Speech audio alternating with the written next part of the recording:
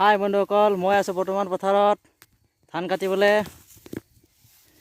এতিয়া বৰ্তমান ধান কাটি আছোঁ, ৰ'দো বহুত দিছে। আমি ককাই ভাই দুইজনে কাটি আছোঁ। এইটো মোৰ ভাই, এই ধান কাটাত ব্যস্ত। বৰ্তমান মই আছোঁ ধান কাটি, ৰ'দো দিছে। এইফালে দেখিব পাৰে এইখিনি কাটা হৈছে, আৰু বাকী পিছফালে দেখিছে চাগে, পিছফালেখিনিও আছে, কাটা হোৱা নাই, লাগিব এসপ্তাহমান।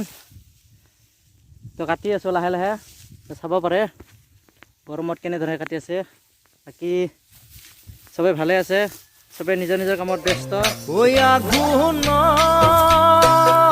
পথাৰত তুমি কাটি আছিলা কোন বৰণৰ পোকে ৰঙা পকা পকা ধান।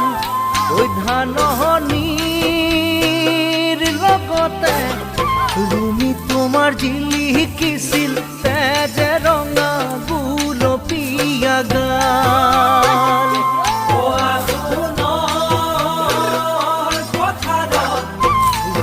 তুমি কাটি আছিলা কোন বৰণৰ পোকে ৰঙা পকা পকা ধান।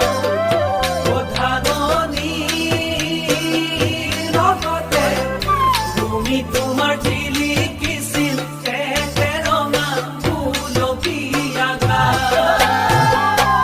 কান্ধতে বিৰিয়া আঁঠুৰ মূৰত চুৰিয়া কটা হাতৰ গেঞ্জি পিন্ধিলো